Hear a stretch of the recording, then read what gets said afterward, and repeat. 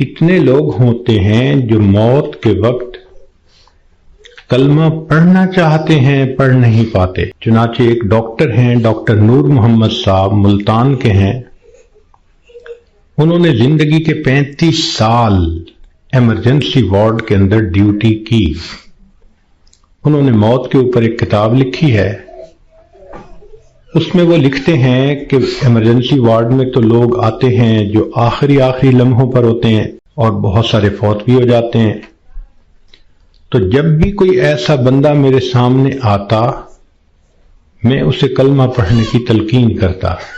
وہ کہتے ہیں کہ میرا تجربہ یہ ہے کہ 100 میں سے 95 بندوں کو کلمہ پڑھنا نصیب نہیں ہوتا۔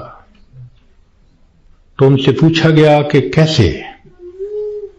وہ کہنے لگے کہ پہلے تو مجھے سمجھ نہیں لگتی تھی کہ یہ کیوں نہیں اونچا کلمہ پڑھتے جبکہ میں ان کو پڑھا بھی رہا ہوں۔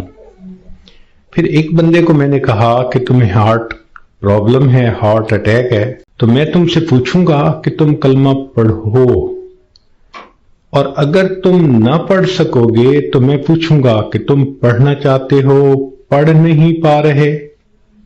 اس نے کہا بہت اچھا، میں جواب دوں گا۔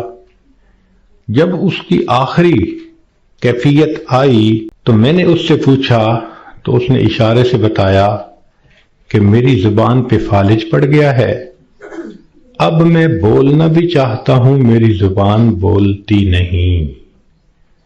آج اللہ نے زبان کا کنٹرول ہمیں دیا، ہم چاہیں تو ایک دن میں ہزاروں دفعہ کلمہ پڑھ سکتے ہیں، لیکن جس عورت نے جیتے جاگتے کلمہ پڑھا ہی نہیں، دن گزر گئے، ہفتے گزر گئے، مہینے گزر گئے، زبان پہ کلمے کا ورد جاری ہی نہیں ہوتا، دنیا کی باتیں، دنیا کے فیشن، تو موت کے وقت اچانک کلمہ کیسے جاری ہو جائے گا؟ اس لیے اس سے پہلے کہ لوگ ہمیں کلمہ پڑھائیں، ہم اپنے اختیار سے کلمہ پڑھنے کی مشق کر لیں۔